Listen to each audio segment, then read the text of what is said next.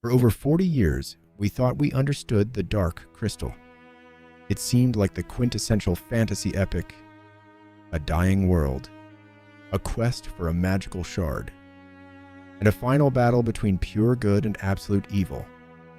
It was simple, it was iconic, and it was wrong. The whole conflict, the horrifying Skeksis, the gentle mystics, the darkness corrupting the crystal itself, none of it was born from some ancient abstract evil. It was the tragic result of a single catastrophic ritual gone wrong. A failed cosmic experiment conducted by alien pilgrims who, in a desperate attempt to perfect themselves, accidentally broke an entire world. The story we know isn't the beginning.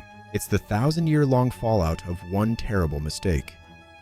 When Jim Henson's masterpiece first hit our screens in 1982, the world of Thra was presented as a place of deep mythic history. A narrator told us of a time when the world was green and good, until the Crystal of Truth, the very heart of the world, was cracked. From this event, two new races appeared: the cruel bird-like Skeksis and the wise, gentle mystics. The Skeksis seized power, ruling from the castle of the crystal, while the world withered under their reign. The story follows Jen, the last of the Gelfling, on a desperate quest to find the lost shard and heal the Dark Crystal before the three suns align in the Great Conjunction. If he failed, the Skeksis' brutal rule would become eternal. It's a classic setup: good versus evil, light versus dark.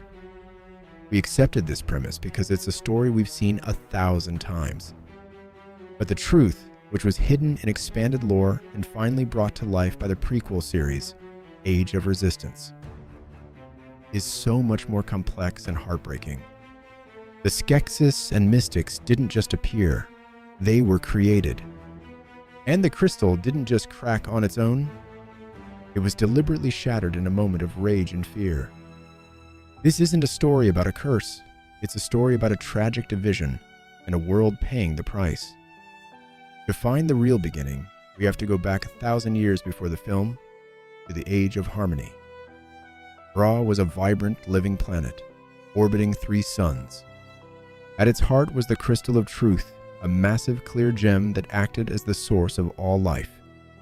And into this idyllic world came visitors.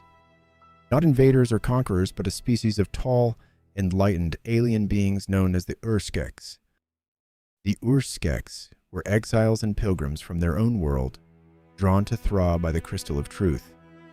They came seeking a way to purify themselves, to finally master the constant inner struggle between their aggressive impulses and their contemplative minds.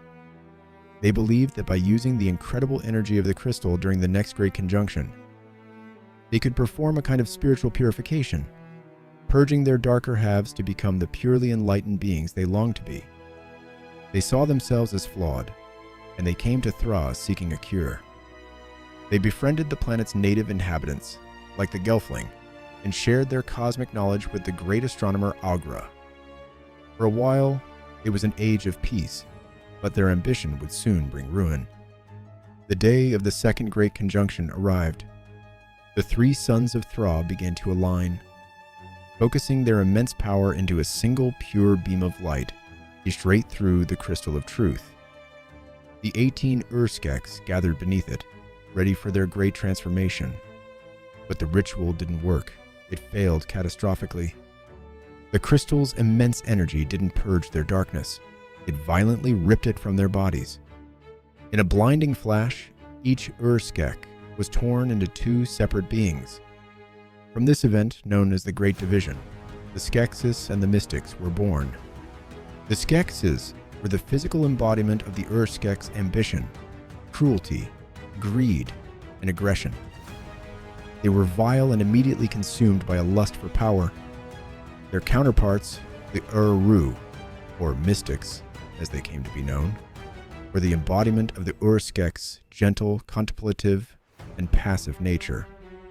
They were healers and thinkers, but almost incapable of decisive action. 18 beings had walked into the crystal's light. 36 walked out.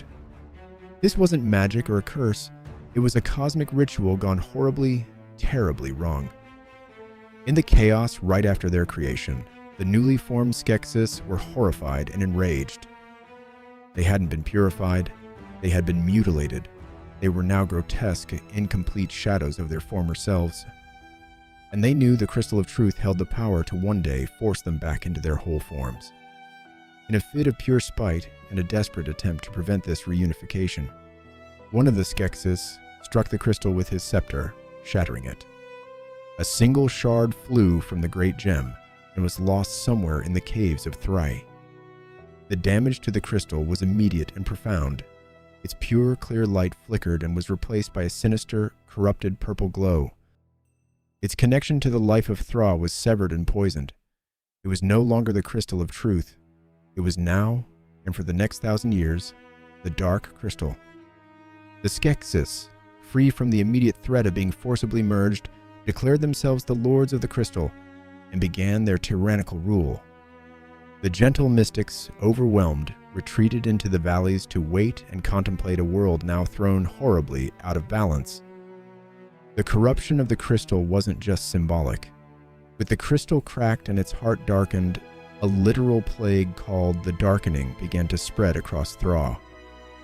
This foul energy crept through the planet's crystal veins like a poison, blighting the land, withering plants, and driving peaceful creatures into a state of madness and rage. The world itself was getting sick, poisoned by the corrupted heart beating in the Skeksis castle. Meanwhile, the Skeksis, whose new bodies were decaying, tried to use their captive prize to cheat death. The scientist Skektek was central to perfecting a process that used the dark crystal's light to drain the life essence from Thra's living creatures, first the podlings and then the Gelfling. This stolen essence offered them a temporary rejuvenation. This horrific abuse of the crystal only accelerated the spread of the Darkening because it stopped the life force of Thra's creatures from returning to the planet when they died, creating a catastrophic imbalance. The Skeksis' vanity and fear were literally killing the planet. Maybe the most fascinating and tragic piece of this whole story is the unbreakable link between the Skeksis and the mystics. Because they were once a single being, they remain spiritually and physically connected. They are, quite literally, two halves of the same soul. Whatever happens to a Skeksis is felt by their mystic counterpart, and vice versa. An injury to one will appear on the other, and when one dies, the other perishes almost instantly. This means the conflict isn't just a war between two opposing sides, but a single being at war with itself. The Skeksis' frantic cruelty and the mystic's crippling inaction are two extremes of the same whole. Neither can exist without the other, and neither can be complete while they're apart. For decades, this intricate backstory was mostly for dedicated fans who read the lore books.